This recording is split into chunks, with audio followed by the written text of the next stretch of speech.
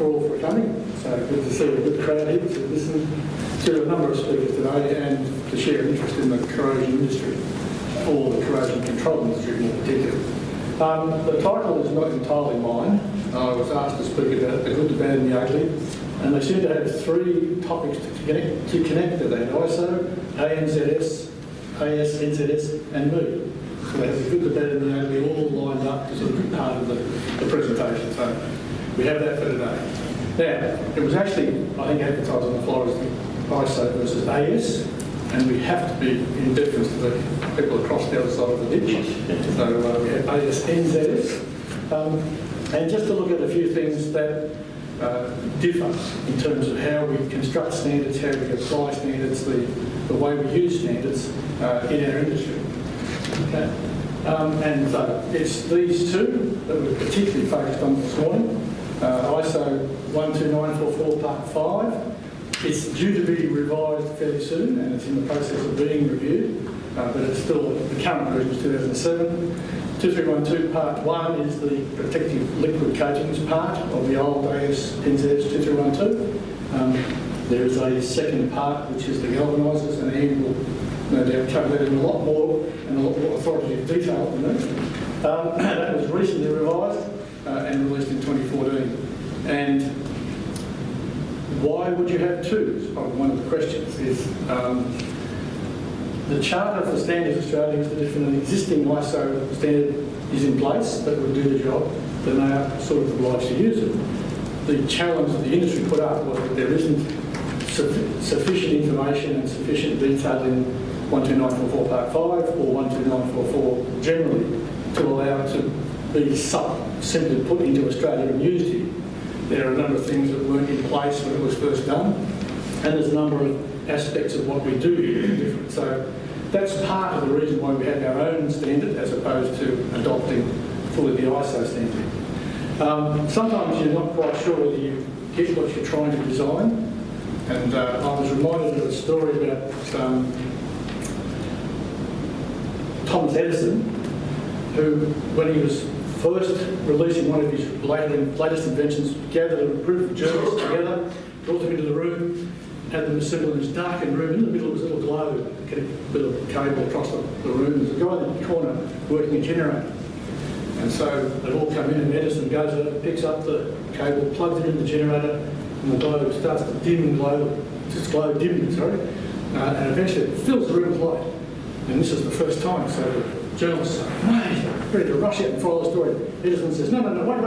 He walks over to the globe. Hello?" He wasn't quite meaning to create what they thought he was creating. But anyway, so sometimes we have the same scenario with the development of standards, the development of products. You don't always get exactly what you're after in the first place. And it's often interesting to see how these things evolve. Now, I presented something like this previously, and this is an interesting point. The word guide is the significant part of this standard. It's not a prescriptive set of rules, but it is a good guide for how you apply protective coatings to prevent corrosion and provide protection of steel, fabricated steel items, from atmospheric corrosion. Now, the corresponding standard from ISO kind of reads a bit more like a prescriptive rule of how you would do it. It's still a guide in a sense, but it's talking more specifically about the things that they would expect to happen, and it's a more prescriptive standard rather than a standard driven by a series of procedures that we would go through to provide the outcome. So there's a subtle difference in them, but the bigger differences come in how they were based, what they're sort of drawn from. But just one other little thing that it was always a challenge to me with the conventions. So in these two numbers here, which is the bigger number? You know, in Australia, everybody would say that 1,504 is bigger than 1.262. But the European Decimal Separator Convention says that that's 1.504, and that could have been 1,262. So you had some challenges just reading the standards, let alone applying the data problem. And that's how even ISO recognise that. So that's now what that number looks like. But the dot in the decimal point in there. So just simple conventions can be a challenge on how we see things and how to perceive things. the history here. 2312 was first introduced in 1984. It had a structure all of its own.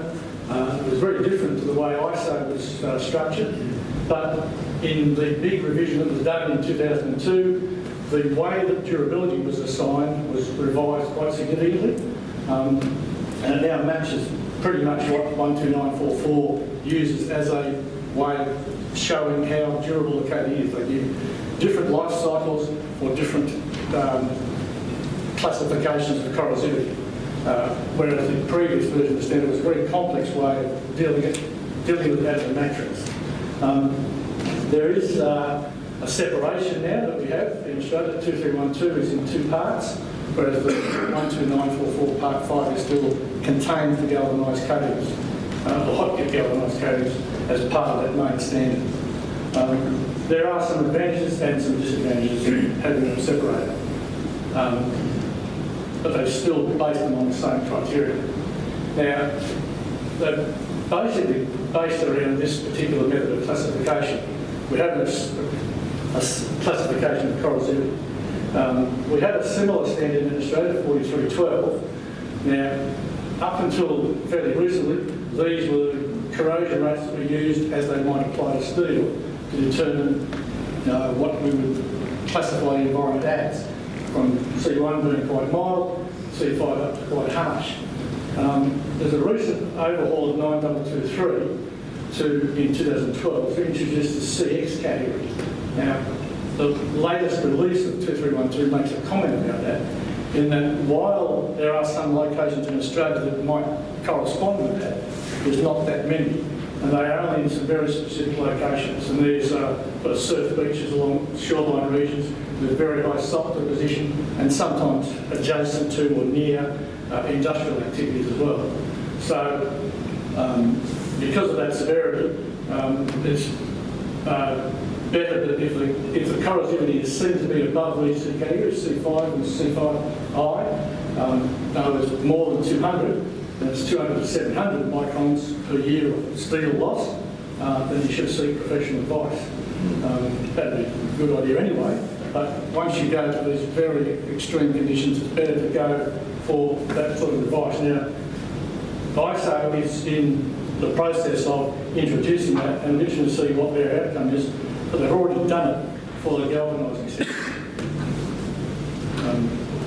So here in Australia we don't have systems for these severe or extreme corrosion conditions, CX, but 2312 has options for both. In the case of the hot dip galvanised coatings, they've got durability estimates for just the zinc coating, but they've not put in a CX option for the milder condition, but for the paint conditions, where you've got painted hot dip galvanising. So they don't have CX, they leave C1 out entirely, so they don't have a very mild condition, mostly because the performance of galvanising in those indoor areas is extremely long and difficult to really predict properly. So before we do that though, there's a couple of things that probably need just some bit of discussion about the difference between galvanising and paint, and this is part of where the bad and the ugly comes in. The rounding of edges is kind of a challenge for liquid paint coatings. It's actually the advantage that the galvanisers have, in that they get more of their product on the corner and the sharp edge than paint coatings can get. Whereas what we require people to do is to do something to take that sharp edge, remove the sharp edge here by sort of shaving it off a couple of times, or in some cases even round it. You can buy these wet film cones or similar with a notch cut in the corner to show that it's been rounded. And the reason for that is that liquid paints have a challenge because of the... Now, we've got a couple of examples of what actually can happen if you don't do that. This is a beam that's been rounded on one side, no attention being taken to the edges on this side, coated and then put into service, and you can see here where the edges that have been rounded and properly treated with the stripe coat have worked well, and here where you've done nothing to it, that's beginning of breakdown. And that could almost become the point where enough corrosion starts and initiates there and extends beyond there to become a point for breakdown or failure of the material. Now, there'd be a lot of discussion about how you inspect that, because you really can't measure the dry film thickness there. The only thing you can do is make sure that the rounding was done and that stripe coating was applied. There's been a number of presentations that the ACA have had over the years about how to properly measure dry film thickness of paint. The challenge is that that's the place where it's needed to be measured the most, on these edges. You can't do it. You can't be reliably getting the dry film thickness there. And so that's where there's a difficulty in getting a good outcome without providing this sort of rounded edge. So it's just an important distinction to make, that quite apart from how we might design systems and products to do a certain job, this is such a crucial part of actually getting a good outcome. Okay. Now, I want to talk a little bit about warranties, mostly because that's sort of the flavour of the day. Sometimes you see warranty discussions that are a bit like Bugs Bunny in Yosemite Sam playing poker, where Bugs says, "Oh, where do I got 5 aces?" And Yosemite Sam says, no, I've got 6 aces, so I topped out. That's sort of the way a guarantee discussion sometimes goes, that someone comes in with, well, 5 years is okay, but a client wants 25, so there's a discussion. You end up probably at 25 with a warranty that means next to nothing. And that's an unfortunate outcome. Most of the people who offer warranties have become either very skilled at making sure the exclusions are so complete that it'll never be triggered, or that the thing is underwritten by insurance and becomes very expensive. So you've got basically those two parts to take. But both are mentioned in the standards. In 2312 Part 1, it says that the durability range is not a warranty time, and sometimes there's a link tried to be made there. It's a consideration that is bigger than just simply this durability range. But if you want to put a number to it, something like 1/4 to 1/3 of the estimated durability should be the maximum expected. So at least there's some guidance there on how a warranty should be understood. ISO uses similar phrases. Curiously, they use the word guarantee, whereas Australia uses warranty. Lawyers tell me that that's pretty much the same thing anyway, although in Europe I don't think it's exactly the same meaning. But at least you have, if lawyers aren't so involved, then it's good.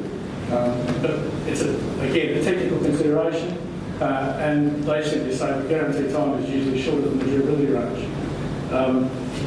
It's kind of interesting that they say it's usually shorter there. We have certain guarantees that have been offered for products, but if you look up at the standard and it says this is the durability range, the guarantee is longer than the maximum time of the durability range. And this is a very cynical commercial process. So that sort of stops short, really, of saying something as strong as that. And so that's just really the comment for the day.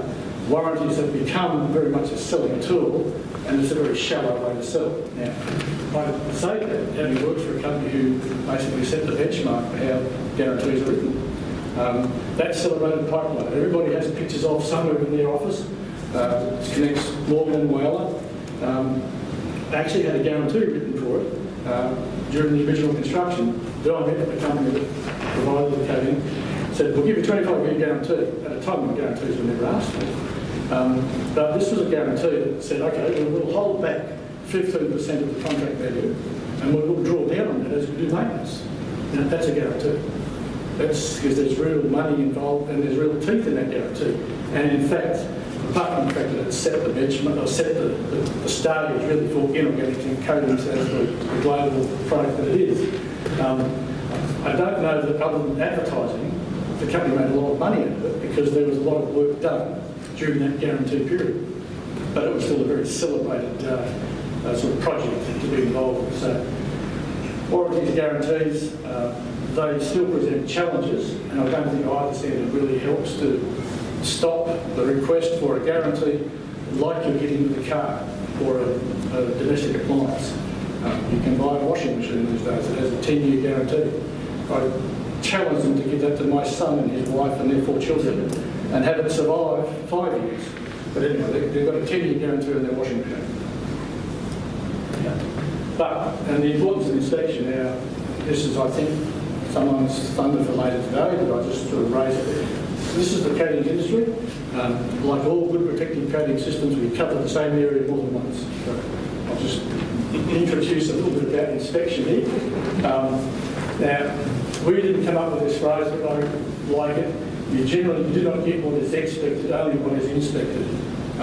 It's a bit like I tell my children when they were younger, go and clean your room, and they disappear. If you didn't go and check, you know what the outcome is going to be. So the same thing applies really with inspection work, that unless it's being properly and thoroughly inspected, you won't get the outcome you think you're after. Now, this Australian standard commits 7 pages to inspection and goes through quite a bit of detail, even though it's a forgotten part, often a forgotten part of the delivery of a good coded project. This goes through in some reasonable detail what you should do for inspection and what the qualification should be in the processes. In the case of ISO, it just makes it fairly, they have another part of this series of things, part 7 is execution and supervision of the work, and it just simply says this here. So those 2 paragraphs are what it has on how you should do inspection and the importance of inspection. And I think it's generally understood that inspection is a critical part of getting the outcome that the client and the supplier wants. And it talks a little bit about the motherhood stuff, that you would use international standards for those people dealing with surface preparation and the relevant inspection processes as well. Now, the importance of good specification is also covered in both standards. And this time we've got it the other way around, really. 2312 kind of does it in a bit of detail. It gives 6 pages worth of work, and the importance of a well thought out, well written specification cannot be overemphasised, for it is the authoritative means of communicating the principles and requirements to the contractor, and it provides the basis from which disputes and controversies are resolved. They're usually 1 page long, is what happens with a lot of specifications, and that's a fairly shallow specification. And the other side of it is you can have a specification that is 1 page of the technical requirements, and then 99 pages of how you're going to be stitched up in court if you don't do it properly. It's all the commercial consequences of what might be done. So while it's important to write a good specification, and the ACA runs a course on how to write a good specification, it's not covered in a lot of detail in 2312, whereas ISO's, again, has a supplementary part, part 8, and it's not 39 pages of process of how you would go through. It's quite a good flowchart and checklist of how you would develop a good specification. So those 2 things are really crucial to getting good coding outcomes, inspection and specification, because it doesn't really matter how good the product is. If it's badly applied or wrongly specified, it may not give the outcome that you're after. So they're often overlooked, but very important parts of the whole coding process. So there's some further controversies, and some of them come from the expectations that people have with the durability of the service lives of the standards. And up until in 2002, they had these various ways of defining what was breakdown, and that was probably a bit generous really for the zinc-rich coatings, and it was assumed that they could tolerate a bit more because of the general cathodic protection that it was providing, whereas other things placed where there's painting over the top, you get other damages because there's less anode air exposed, and so the theories went on, so you had a smaller amount. And then all of the paints somehow were significantly less performance, so you have a much lower level of rusting being tolerated. That was all addressed in 2014 revision of the standard, where they made it very precisely, 1 to 2%. So it's kind of trying to get it right and then give a range. That means it's not making it 2%, because that's not kind of where people will take it. Whereas ISO, at least, it pins it down. ISO standards are, the other thing about them is standards, they tend to be, the data is referenced in another standard, so you've got to go and buy that one, you've got to go and refer them to something else. So you're bouncing around this library of standards to find it. It actually refers to ISO 4628 Part 3 and RI3 as the 1% rusting as well. So rather than just say 1% rusting, they take it off another standard to buy, to refer back to. But that's really the sort of criteria we're looking to come back. That 1% is really where the breakdown level should be. So we can take some lead from ISO on the criteria we've used, that sort of assessment for when to paint, when to repaint. And then there's some controversies about the service lights. It's in the next, it's 2 or 3 slides later, it talks about the fact that ISO don't use power tool cleaning as their method of surface preparation in any of their systems. It's all done on the assumption of blast cleaning. At least the Australian standard previously had some in there, and still has some, that show the benefit of blasting. One that's probably the most significant improvement here is this ALK4 system, which didn't find its way into 2014. But that's showing that for the similar sort of systems, that you're going to get an improvement in performance based on doing blast cleaning as opposed to power tool cleaning, or a very moderate level of blast cleaning. So the output systems at least show that. ISO have a similar sort of approach. Where they have the output systems, we have a lot of difficulty finding exact matches, and there are some generic types missing in ISO that are common in Australia and very prominently used in Australia. But here you can see a similar sort of situation, that the reason for the cap there at 15 is that ISO don't go beyond 15 years of their recommendation, that they say 15 plus, whereas we go 15 to 25 and then 25 plus. So there's a subtle difference in the maximum expected lives. But you can see there that the blast cleaning provides a benefit. And that's actually a good message to give in the standard, rather than simply that blast cleaning is good because we specify it. It's good because it actually delivers the result you're after. Then there's some discussion about epoxy systems. And the thing that's most interesting really is we seem to be selling somewhat superior products in Europe than we are in Asia, because, or in Australia, because we don't seem to be able to get these sort of service lives. And the other thing that's missing in ISO is that they haven't discovered the tropics just yet. It's coming. They've certainly found the aggressive corrosive areas, but they've never had a classification for tropics, and it's a special case where it's inland, but a very humid climate or very wet climate because of the persistent rainfall. And there can even be some benefits that tropics bring with the very significant rainfall that washes salts away. So you can actually get better performance in those sort of areas where you might be predicting a more aggressive attack. But basically for the same sort of system that we're looking at, well, in fact, slightly better system by argument in the 2 codes is generally taken as better than 1. And again, we don't have to see 1 because I just rule that out as a not particularly relevant category. But here you've got very little guidance on which, why it's better, and here you see this regression. So just a difference in the way they do the tables. The other thing with ISO is that these would be coloured boxes in different categories, and you've got to be able to read a grade scale, as it were, rather than numbers. So a little bit more challenging just to understand. Then we're going to the systems, and this is something that's close to my heart. The absence of water-based inorganic zinc in ISO 12944 Part 5 is ironic, but it's just not referenced there at all. It's all based around solvent-based materials.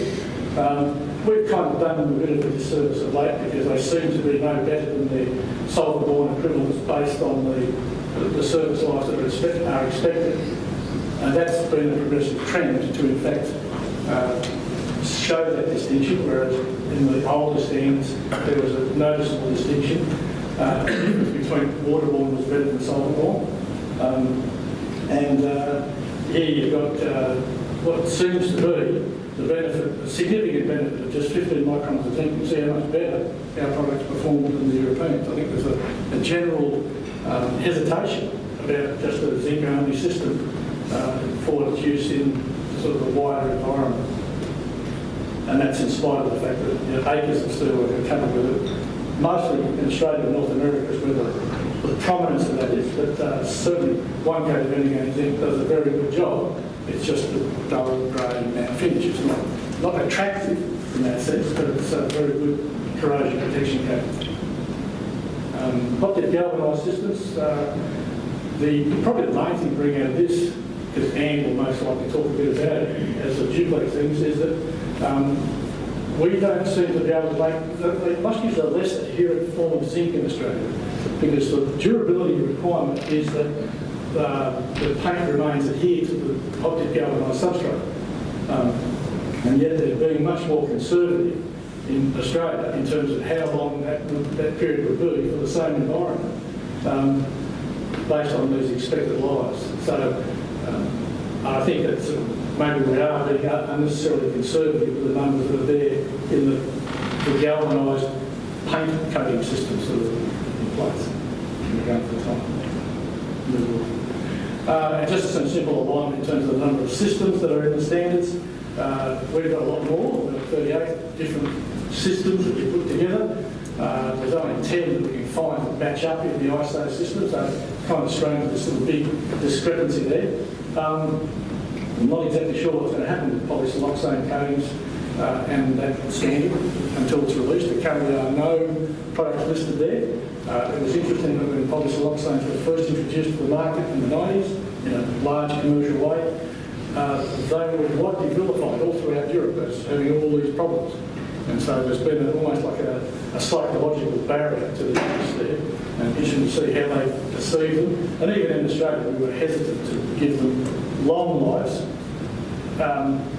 as much as the suppliers would have been predicting. And that's starting to be borne out as an unreasonable conservatism. They do deliver very long lives, but there are some important points about how to assess it. And then pre-qualification. This standard here tries to use some sort of rigour and discipline. We have APAS approval, which is actual real-world exposure, and then we have an AS/NZS compliance. In other words, a type standard, which means it has certain properties or it complies with certain laboratory tests that allow it to claim compliance with that standard. It's not quite as good as actual real-world performance, which is what APAS are trying to bring. There isn't anything really equivalent in the ISO standard. They have a series of short-term laboratory tests for that, and that's matters of hours rather than days, rather than months. And in the case of APAS, years that are needed to get the approval. And in fact, generally, there's a bit of a discussion about the viability, the validity of APAS at the moment, because it was largely driven by government purchases, but it's been less important, less relevant to them, and struggling to find a place in the market because it's an impediment to rapid introduction of new technology. But yeah, it still remains as a very valid way of justifying and verifying performance.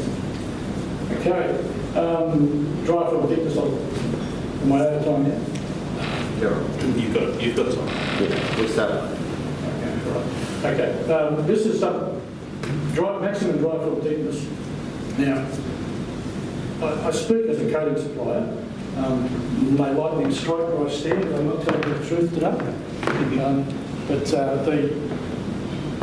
One of the biggest controversies we find is actually maximum film thickness, because there's been so much focus probably the last 50 years on getting the minimum, and even getting the minimum has been kind of weird. When I started, it was plus or minus half a pound. You know, it's okay. If it was specified as 330, but 2.5, that was all right. But today, 12 microns of paint, that's all right. But we care we get the right amount. There's been this sort of over-focus on the bottom end and the accuracy of the instruments to provide data for people that don't really need to use it. And we've really forgotten the other end. And too much paint can be bad. Now, we've been involved in some projects that produce items in a production line. Major shipbuilding, building of ballast tanks. The standard for that is 2 coats at 160 microns per dry film thickness per coat, and the consequences of having to come back and fix up any under-film thickness is so great to the boat builder that they can't afford it. So they have got north of 1,000 microns of paint on most of the structures. So they're imminently meeting the minimum, and we have to write letters to say 200 microns is okay. Now, it would be more accurate to describe that as a spill rather than coat paint, because there's far too much paint there in every other one, and many products have had to be tweaked to make them accommodate those sorts of massive thicknesses.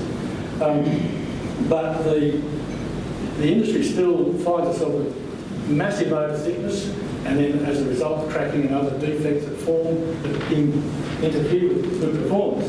And yet it's still not properly understood as putting a maximum number there. Now, the ISO standard doesn't really say 3 times the nominal DFT should be what you're targeting, and that's not a bad number to use, but it's still not valid for every generic type, so we may not be able to use it everywhere. The ISO, the AS standard says to avoid excessive thickness, and you should be referring back to data sheets and specifications to verify that. But you've got to make a budget somehow. You've got to sell more paint, surely. So it's actually not good for anyone if we do that, because it ends up being a very animated discussion with the contractor. We say, the specification said 400 microns, you've got 900 microns there. You're going to have to sand it off and start again, or remove it and start again. Sand it back to what's required. And there have been projects where that's happened, and a lot of emotional capital gets used in dealing with that problem. But the reality is that defects can be present in the film at those massive thicknesses that just sending them back doesn't fix. Removal is really what is needed in a lot of cases. And so the whole idea of understanding, controlling, specifying, and measuring maximum dry thickness is very much overlooked, and that's as almost as controversial on occasion as warranties. And the coating supplier has got this ethical conundrum saying, well, you've got to take it off, you can't have too much there. We're happy to resolve it in the first place, but you've got to take it off. And it's a very difficult discussion. So often it's, okay, give it to us free, we'll take it off. But it is a discussion that needs to be had right up front, because too much paint is not always better. So, but it's a helpful guide, is what I'd like to say about the standard. It's not prescriptive, but it gives the basis for how a proper discussion on writing a specification and then executing the specification can be done. It could do with a bit more work on the execution part. It's not a substitute for the disciplines required for those tasks. And I thank you for tolerating the last 45 minutes.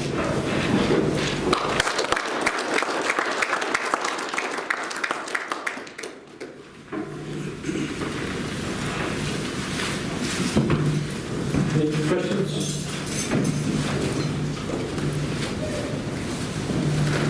Any questions? Oh, no, you don't get away that quick. I thought it was interesting, your comment that APAS can be viewed as an impediment to new technologies, because the development of new technology would require all that testing rather than getting just placed into the marketplace. Yeah, part of the criteria is that most specifications, not all of them have been rewritten, require 2 years of commercial exposure before they put it on exposure and their regs, and then you've got 4 years beyond that. So you've got someone gets a bright idea one weekend, and then you've got 6 years before really you're in that sort of space with some sort of approval. Yeah. The beginning of it. So it's a very slow process. There has been a change to include accelerated testing as comparison or correlated exposure. The trouble with a lot of accelerated testing is that it proves that a 3mm pane of glass and a 6mm pane of glass is smashed by a brick just as easily. But it's too aggressive. It doesn't truly represent what's happening in the real world. No, and we've got, I have to say, we have produced a number of laboratory wonders that we are not selling. Yeah. Because, well, we did sell them, and we're not selling them anymore. Because they work okay in laboratory tests, but it just doesn't replicate all of the cycles. Now, there's a lot of discussion about cycle testing, and you take the coating. This is where ISO introduced this other cycle testing process, which came from some work that Nate's done, really, where you do it for salt spray exposure for 3 days, and then leatherometer exposure for 3 days. And you can either put it in an office.